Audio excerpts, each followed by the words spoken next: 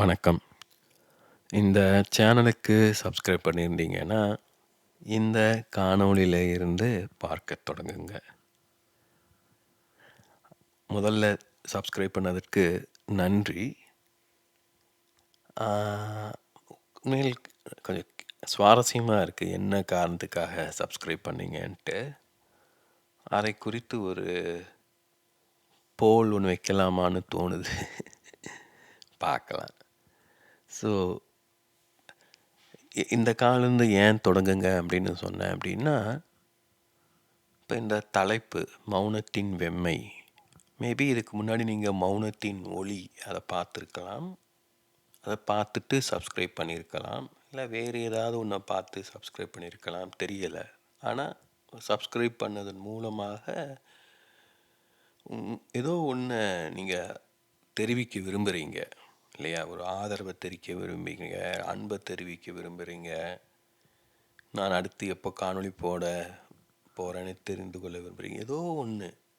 ஏதோ ஒரு எதிர்பார்ப்பு உங்களிடம் இருக்கக்கூடும் இல்லையா? ஆனால் ஏதோ சம்திங் அது நம்மளை பக்கத்தில் கொண்டு வந்திருக்கு. அதான் நான் பேச விரும்புவது ஒளி வெம்மை. இப்போது ஒளி என்பது எல்லாருமே சப்ஸ்கிரைப் பண்ணாதவங்களும் அங்கேருந்து தொடங்குங்கன்னு நான் சொல்வேன். ஏன்னா அதுதான் சேனல் முகப்பு பக்கத்தில் முதல்ல வரும். சப்ஸ்கிரைப் பண்ணவங்களுக்கு இது வரும் இல்லையா? அப்போது ஒளி ஒரு என்ன சொல்லுது, தொலைவில் இருந்தே நம்ம ஒளியை எளிதில் பார்க்க முடியும். ஒரு இருளில் தெளிவாக தெரிவது ஒளி தான். உண்மையில் இருளை சுட்டி காட்டுவதே ஒளின்னு தான் சொல்லலாம்.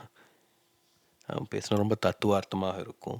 பட் அதை கவனித்து பாருங்கள். அந்த ஒளி என்பது ஒரு வேறுபடுத்தி காட்டுவது இல்லையா? ஒளியை நம்ம நேரடியாக பார்க்க முடியாது. ஒளியை சுற்றி இருள் இருந்தால் தான் அந்த ஒளிக்கு ஒரு வடிவம் கிடைக்கும். இல்லாட்டி ஒளிக்கு வடிவம் கிடையாது. அது அப்படியே ஜொலித்து கொண்டே இருக்கும். இப்போ ஒளிக்கு பல குணங்கள் உண்டு. இப்போ அதனுடைய நிறம், அதனுடைய பிரகாசம், அதனுடைய வீச்சு, நிறைய சொல்லலாம்.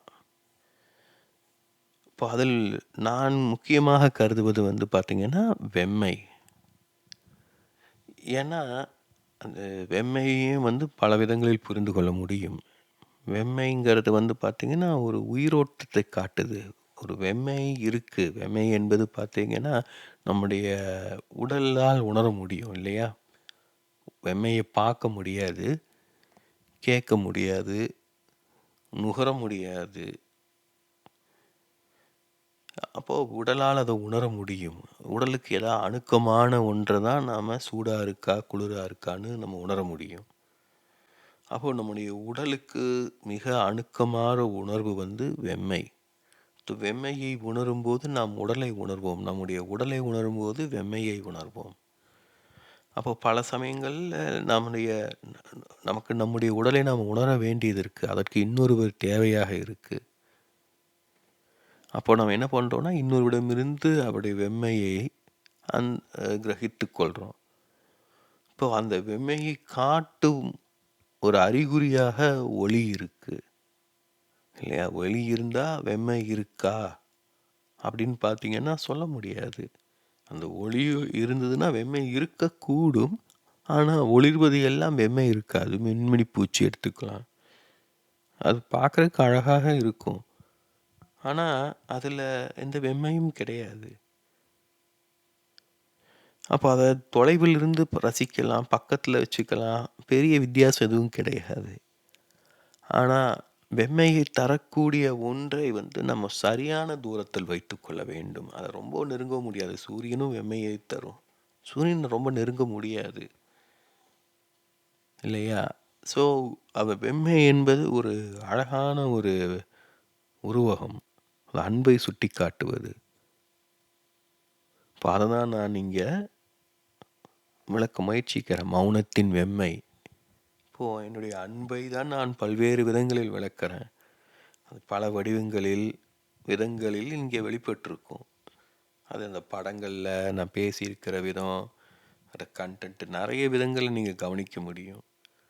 நான் இங்க சொல்ல விரும்புவது என்ன அப்டின்னா, நம்ம பலரும் என்ன பண்றோம்னா, ஏதோ ஒரு சின்ன விஷயத்த பார்க்குறோம். பார்த்துட்டு உடனே அதன் அடிப்படையில் ஒரு பெரிய முடிவு எடுத்துர்றோம்.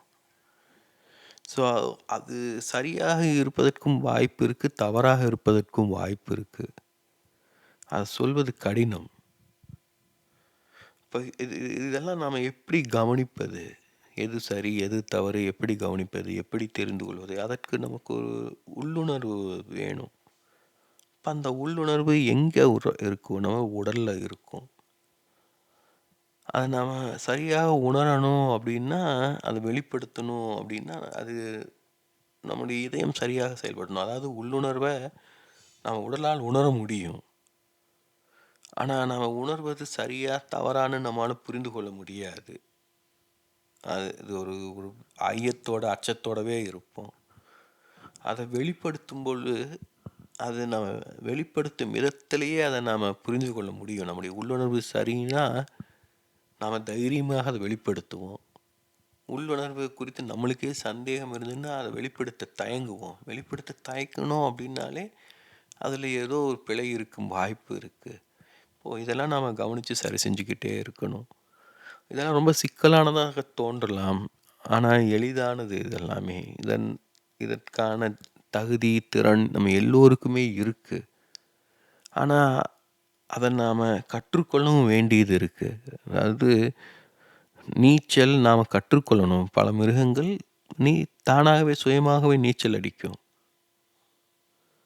ஆனா மனிதன் கற்றுக்கொள்ள வேண்டியதாக இருக்கு. ஏன்னா மனிதன் தண்ணீரை தினசரி அணுக வேண்டியது கிடையாது. இப்போ மீனவர்கள் இல்ல அந்த நீர்நிலைக்கு அருகில் வாழ்பவர்கள் அது போன்றவர்கள் வந்து பார்த்தீங்கன்னா, ஒரு வாழ்வாதாரத்துக்காகவோ, இல்ல தனிப்பட்ட ஆசை, விருப்பம், தேவை போன்றவற்றின் காரணமாகவோ நீச்சல் அடிக்க கற்றுக்கொண்டிருப்பார்கள். அந்த நீச்சல் அடிக்கும் அளவுக்கு அவ்வளோ பெரிய ஒரு குளம், குட்டை கூட இல்ல அப்படின்னா, ஒரு நாள் நீச்சல் அடிக்கணுங்கிற தேவையே உணர முடியாது இல்லையா? யோசிச்சு பாருங்க. ஒரு பார்த்த அதிகபட்ச தண்ணியே வந்து ஒரு பக்கெட் அளவு தண்ணி தான் அப்படின்னா, அதுக்கு மேல வாழ்க்கையில தண்ணிய பார்த்ததே இல்ல ஒரு நேரத்துல, ஒரு இடத்துல அப்படின்னா, அவனுக்கு நீச்சல் பத்தி ஏதாவது தெரியுமா? சுவாரஸ்யமா இருக்கு இல்லையா? நல்ல கேள்வி இது. ஒரு தத்துவார்த்தமான கேள்வியும் கூட. இப்போ நீங்க கவனிச்சிருக்கலாம். அதான் சொன்னேனே அந்த சிரிப்பும், ஒரு இயல்பாக இது வெளியில வந்தது. எனக்கே கொஞ்சம் திகைப்பா இருக்கு. ஏன்னா நாம இயல்பா இருக்கிறது நம்மளுக்கு புரியல. ஏன்னா நம்ம ஒரு ஒரு விதமாக நம்மள நம்மளே பார்த்து பழகிட்டோம். நான் ஒரு சீரியஸா ஒரு கோணத்திலேயே பேசி பழகிட்டேன். இப்ப இதுவும் சீரியஸான விஷயம் தான். ஆனா கொஞ்சம் எளிமைப்படுத்த முடியுது. இன்னும் எளிமைப்படுத்த முடியுமான்னு முயற்சி செஞ்சுக்கிட்டு இருக்கேன். அப்ப அதற்கு தான் அந்த காணொளிகள உருவாக்குவது, சேனல உருவாக்குவது இதெல்லாம். அத நீங்க சப்ஸ்கிரைப் பண்ணியிருக்கீங்கன்னா, நீங்க ஒரு பெரிய ஆதரவு தந்திருக்கீங்க. இந்த காணொளியும் கொஞ்சம் விரிவாக தான் பேசப் போறேன். ஏன்னா சப்ஸ்கிரைப் பண்ண எல்லாரும் இந்த காணொளிய பார்த்தாலே போதும். இப்போ வெம்மையின் ஒளி இது மௌனத்தின் ஒளி, மௌனத்தின் வெம்மை. இது 2மே பலருக்கும் போதும். இதிலிருந்து பல திறப்புகள் உங்களுக்கு கிடைக்கக்கூடும். இப்போ அதனால தான் சொல்றேன். இதுதான் ஒரு அன்பை பகிர்ந்து கொள்வது. நெறைய விதங்களில் இத விளக்கலாம். ஸோ நாம எப்படி உணர்ந்து கொள்றோம், புரிந்து கொள்றோங்கிறது நமக்கு மட்டுமே ஆனது. நான் வந்து என்ன சொல்லுவேன் அப்படின்னா, யாரும் யாரையும் சார்ந்து இருக்கக்கூடாது. ஈவன் அன்புக்காக கூட. அப்புறம் நம்மை நாமே ஏற்றுக்கொள்ளணும். நம்மள நாமளே ஏற்றுக்கிட்டோம்னா, இன்னொருவர் நாம நாட வேண்டிய அவசியம் இருக்காது. நம்ம சூரியனுக்கு இன்னொருவர் தேவை கிடையாது. அந்த வெம்மைக்காகத்தான் இதத்துக்காகத்தான் நாம இன்னொருவர தேடுறோம் பல சமயம். அத நாமளே நமக்குள்ள உருவாக்கிக் கொள்ள முடியும். ஆனா, அந்த வெம்மை வேண்டும் என்றால் ஒரு உரசல் இருக்கணும். ஒரு முரண் இருக்கணும். இப்போ அதுதான் அப்ப இந்த காணொளிய எல்லோராலும் கேட்க முடியாதுன்னு புரியுது எனக்கு. சிரமமாக இருக்கும் பலருக்கும். திணறக்கூடும். இப்போ அதெல்லாம் தான் வேணுங்கிறேன். ஒரு போராட்டம் வருது இல்லையா? அந்த போராட்டம் வந்து நமக்குள்ள ஒரு உரசலை உருவாக்கும், ஒரு பதட்டத்தை உருவாக்கும். அது அது மூலமாக நாம் வளருவோம், நிறைய மாற்றங்கள் ஏற்படும், நமக்குள்ள இறுக்கங்கள் குறையும். அதெல்லாமே எனர்ஜெட்டிக்கலாக நிகழுமா?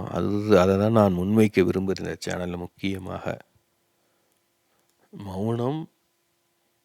மௌனத்தை நம்மால் கவனிக்க முடியும்,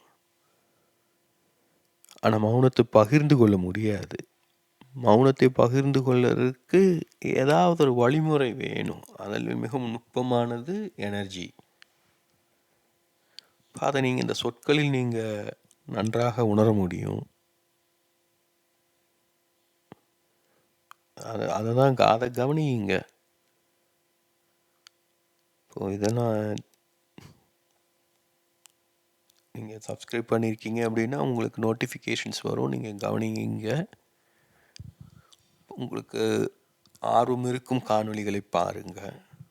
நான் ஒவ்வொரு காணொளியும் சில நொடிகள் பார்ப்பதை காட்டிலும் ஏதோ ஒரு காணொளியை முழுசாக பாருங்கன்னு சொல்லுவேன். அது நீங்கள் சில நொடிகள் பார்த்துட்டு அது பிடிச்சிருந்ததுன்னா அதை முழுசாக பாருங்கள். எவ்வளோ நேரம் கொண்டு போக முடியுதோ கொண்டு போய் பாருங்கள். ஒரு டக் ஆஃப் வார், ஒரு ஸ்ட்ரகிளாக தான் இருக்கும் சில சமயம். பட் அதுதான் வேண்டும்.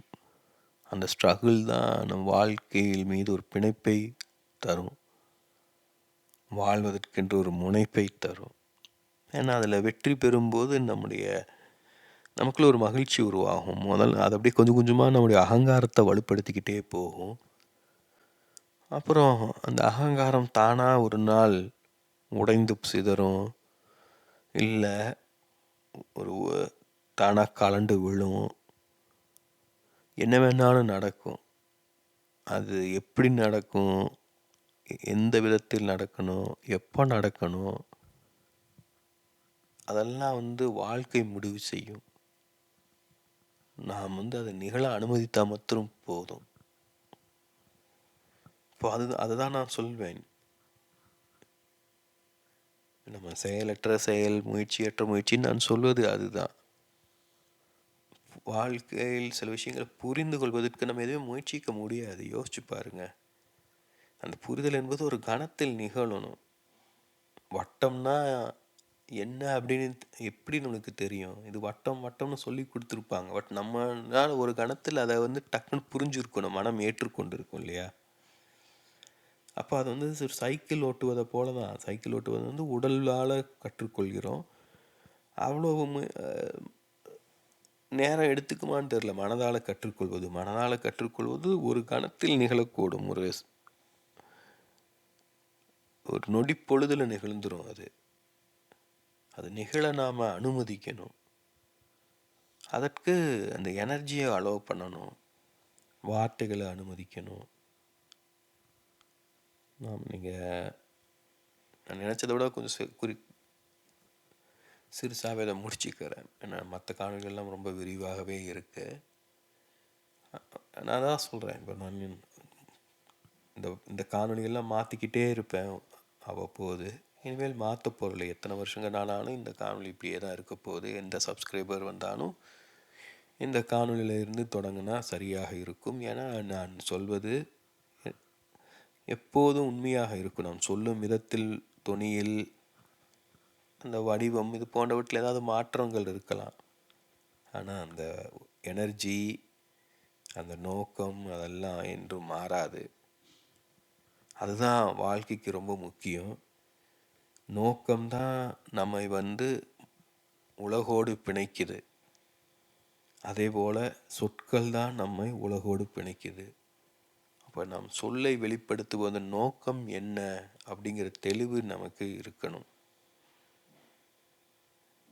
அது நாம் அகங்காரத்தை கொண்டு வெளிப்படுத்தணும் அப்படின்னா அதற்கான முழு பொறுப்பும் நம்முடைய அகங்காரத்துக்கு உண்டு.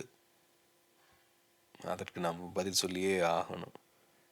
அதே சமயம் நம்ம அகங்காரம் இல்லாமல் அந்த சொற்கள் நம் மூலமாக நிகழவும் அனுமதிக்கலாம். அது நாம் செஞ்சோம் அப்படின்னா அதை போலவே சொல்லை போலவே தான் செயலும் நம் மூலமாக நிகழ அனுமதிக்கலாம். ஸோ இது எல்லாமே நம்ம எப்படி அனுமதிக்கிறோங்கிறத பொறுத்து தான் நம்முடைய வாழ்க்கை இருக்கும். அதுதான் இந்த சேனலில் நான் விரிவாக பேசியிருக்கேன். உங்களுடைய ஆர்வத்தின் அடிப்படையில் நீங்கள் மற்ற காணொலியில் பார்க்கலாம். உங்களுக்குன்னு ஒரு நேக்கு கிடைக்கும். ஏன்னா உங்களால் எல்லாவற்றையும் பார்க்க முடியாது, யாரையும் கட்டாயப்படுத்தவும் முடியாது. அது எவ்வளவு தூரம் முயற்சிக்கலாம், என்ன தூரத்தில் புரிஞ்சுக்கலாங்கிறது உங்களுக்கு ஒரு தெளிவு தானாகவே கிடைக்கும். அப்போது வாழ்க்கையில் அதுதான் வாழ்க்கை வாழும்போதுங்கிறது அதுதான். அது அகங்காரமும் இருக்கணும், அகங்காரத்தை கடந்தும் சென்று இருக்கணும்.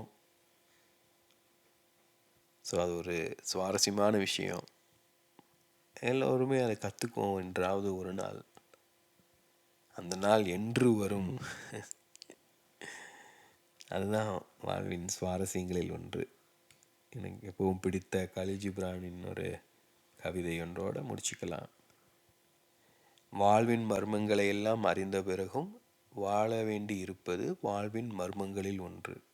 வாழ்வின் மர்மங்களை எல்லாம் அறிந்து கொண்ட பிறகும் வாழ வேண்டி இருப்பது வாழ்வின் மர்மங்களில் ஒன்று. இது சரியா தவறான்னு உங்களுக்கே தெரியும், என்றைக்காவது புரியும். ஏன்னா நம் வாழ்க்கை நம் தேர்வு, நம் வாழ்க்கை நம் பொறுப்பு.